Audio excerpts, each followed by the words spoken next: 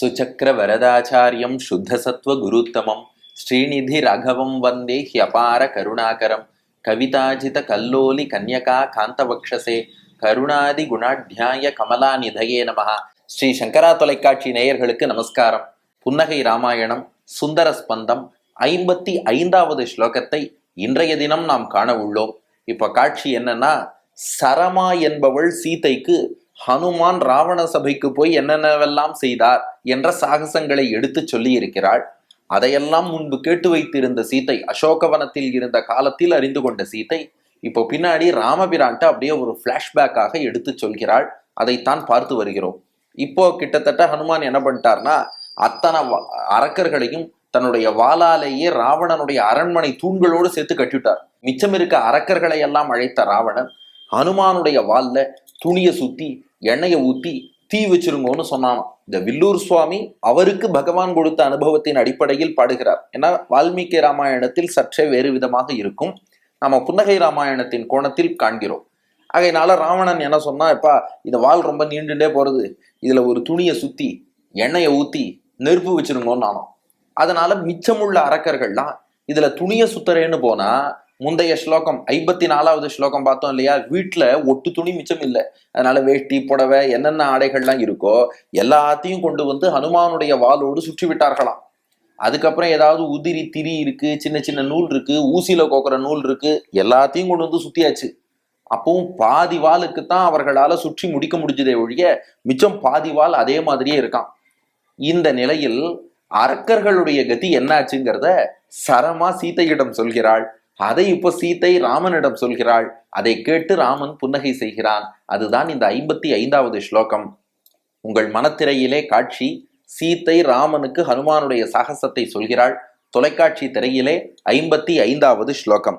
ஸ்வக்கிம் குர்யுரமி திகம்பர தசைவ ஆசீதஹோ ரக்ஷசாம் லஜாம் லான நிஜானனான பகிரத்ர ஏதே சரையுர்திவா தஸ்மாதேவ நிஷாச்சரா இதி சகி வாசாத வாசாச்சதே ஜானக்யா வதனே யதாச ஹசிதம் மந்தம் தத் ஏதஸ்புடம் என்பது ஸ்லோகம். இப்போ சரமா சீதைட்ட சொன்னாலாம், ஸ்வக்கிம் குர்யுஹு, நாளைக்கு என்ன செய்வார்கள்? யாரு? அமி, இந்த அரக்கர்கள்லாம் இருக்காளே, நாளைக்கு என்ன செய்வான்னு கேட்டாலாம். ஏன் அரக்கர்கள் நாளைக்கு என்ன செய்யணும்னா, இல்ல திகம்பர தசைவ ஆசீதஹோ ரக்ஷசாம், நாளைக்கு அணிஞ்சுக்க ஆடையே இல்லையே என்ன பண்ணுவான்னு கேட்டாலாம் சரமா. ஏன்னா பார்த்தோம் அல்லவா, வீட்டுல இருந்த மொத்த ஆடைகள் எல்லாமே என்னென்ன இருக்கோ, ஒரு சின்ன ஊசியில கோக்குற நூல் உட்பட எல்லாத்தையும் கொண்டு வந்து ஹனுமானுடைய வாலில் கட்டி விட்டார்கள் அல்லவா. அதனால நாளைக்கு ஆடை அணியணும்னா இந்த அரக்கர்கள்லாம் என்ன செய்வார்கள் என்று இந்த சரமா யோசித்தாளாம்.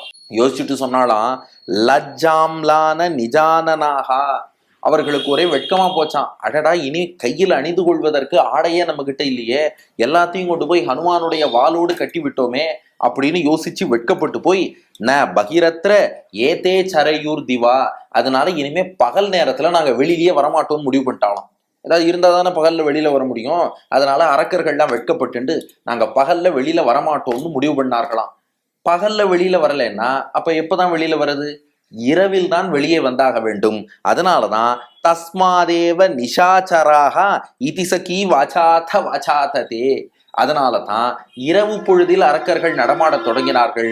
சான்ஸ்கிரிட்ல நிஷான்னா இரவுன்னு அர்த்தம், சரனா நடமாடுபவர்கள்னு அர்த்தம், நிஷாச்சரர்னா இரவில் நடமாடுபவர்கள்னு அர்த்தம். அதனாலதான் சான்ஸ்கிரிட்லயே அரக்கர்களுக்கு நிஷாச்சரர்கள்னு பேர் வந்துருத்தான். நீங்க சான்ஸ்கிரிட்ல ஏதாவது ஒரு டிக்ஷனரி, உங்களுக்கு இப்போ ஈவன் ஆன்லைன்ல கூட மானியர் வில்லியம்ஸ் சான்ஸ்கிரிட் டிக்ஷனரின்னு இருக்கும், அல்லது கிளாசிக்கலா நிறைய சான்ஸ்கிரிட் டிக்ஷனரி எல்லாம் இருக்கு. நீங்க எந்த சான்ஸ்கிரிட் டிக்ஷனரியில வேணாலும் பாருங்க, அரக்கர்களுக்கு நிஷாச்சரர்கள்னு ஒரு பேர் இருக்கும். அந்த பேர் வந்ததுக்கு ஹனுமான் தான் காரணங்கிறாலாம் சரமா. ஏன்னா பகல்ல நடமாட முடியாதபடி பட்டாரு, எல்லா வஸ்திரங்களையும் வாளோட கட்ட வச்சுட்டார். இனிமே வஸ்திரம் அடுத்து இல்லைன்னா எப்படி பகல்ல நடமாடுறது? வெட்கப்பட்டு பகலிலே இனி நடமாட முடியாத நிலை அவளுக்கு ஏற்பட்டது. அதனால இரவில் தான் நடமாட தொடங்கினார்கள். நிஷான்னா இரவுன்னு அர்த்தம், சரர் என்றால் நடமாடுபவர்கள், நிஷாச்சரர் என்றால் இரவில் மட்டுமே நடமாடக்கூடியவர்கள். அதுக்கு ஒரு காரணம் இலக்கண ரீதியில் சொல்கிறார்கள். என்னன்னா, பொதுவாகவே இருட்டுங்கிறது ஈவில் ஸ்பிரிட்ஸோட டைம்ங்கிறோம். பகல்ல சூரிய ஒளி இருக்கும்போது நல்லதெல்லாம் நடமாடும். இரவு நேரம் என்பது வந்து விட்டால், கதிரவன் அஸ்தமித்து விட்டால் தீய சக்தி எல்லாம் நடமாடும். ஈவில் ஸ்பிரிட்டுக்கான டைம் அந்த டார்க்னஸ்ங்கிறோம். அது இலக்கண ரீதியில. இலக்கிய ரீதியில இதுல வில்லூர் சுவாமி ரசிக்கிறார். அது ஒண்ணும் இல்ல, ஹனுமான் எல்லாருடைய வஸ்திரங்களையும் வால்ல சுத்தும்படி பண்ணிட்டார். இனிமே விஷயம் இல்ல, பகல்ல நடமாட முடியல, இரவுல நடமாட ஆரம்பிச்சா அதனால நிஷாச்சரர்கள், இரவில் மட்டுமே நடமாடுபவர்கள் என்று அரக்கர்கள் பெயர் பெற்றார்கள். இதுக்கே நம்ம ஹனுமான் தான் காரணம் அப்படின்னு ரொம்ப சுவைபட அந்த சரமா சீத்தையிடம் சொன்னதை வாசாச்சதே ஜானக்யா வதனே யதாச ஹசிதம்.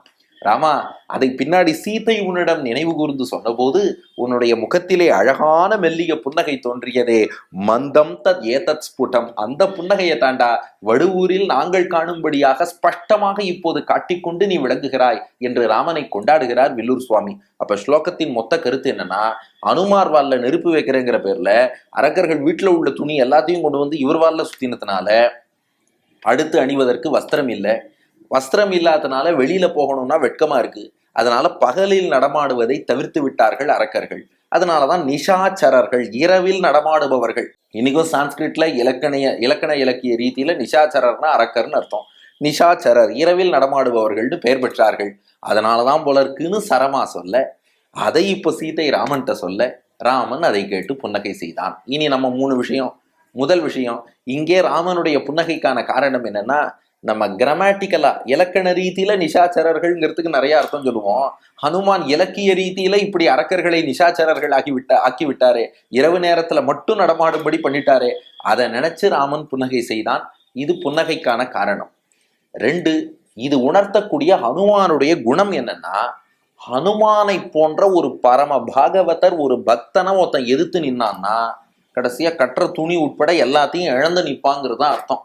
அதாவது ஹனுமான்னு மட்டும் இல்லை, எந்த பக்தரிடமே நாம் அபச்சாரப்படக்கூடாது. பாகவத அபச்சாரம்ங்கிறது ரொம்ப கொடுமையானது. அப்படி ஒருத்தன் ஒரு பக்தர்கிட்ட ஹனுமானை போல ஒருத்தருக்கு தீ வைக்கணும்னு நினைச்சான்னா என்னாச்சு, அவன் தன்னுடைய ஆடை உட்பட எல்லாத்தையும் இழந்து நிற்கிறான். அதுதான் நேரும். அதனால ஹனுமானுடைய குணம்ங்கிறது எப்படிப்பட்டதுன்னா, அவரை போன்ற பக்தர்களை நாம் போற்றினால் நாம் நன்மை அடையலாம். அவருக்கு நாம தீங்கிழைக்கணும்னு நினைச்சா நமக்கு நாமே தீங்கிழைக்கிறோங்கிறது அர்த்தம்.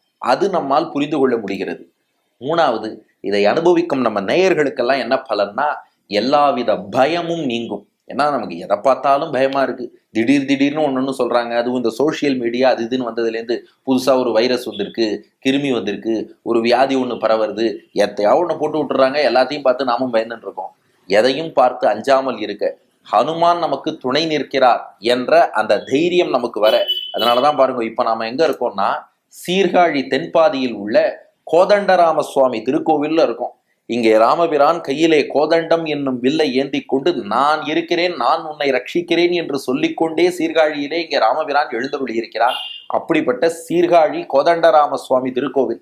அந்த ராமன் விழித்திருக்கும் போது, அவன் திருவடிவாரத்தில் ஹனுமான் நமக்கு அனுகிரகம் பண்ண காத்திருக்கும் போது நாம ஏன் பயப்படணும்? அப்போ இந்த சீர்காழி கோதண்டராமர் சீர்காழியிலே தென்பாதியில எழுந்தருளி இருக்கிறார். நீங்க ஜஸ்ட் கூகுள் மேப்ஸ்ல சீர்காழி தென்பாதி கோதண்டராமர் என்று போட்டாலே அட்ரஸ் உடனே கூகுளாச்சாரியாரே காமிச்சிருவார். அப்படிப்பட்ட இந்த பெருமாள் அவருடைய திருவடி வாரத்தில் இருந்து கொண்டு இந்த ஸ்லோகத்தை உங்கள் உள்ளத்திலும் இல்லத்திலும் எழுந்தருளி இருக்கும் சீதாராமர்கள் ஹனுமான் முன்னாடி வாங்கோ சேவிப்போம், பயம் நீங்கும்.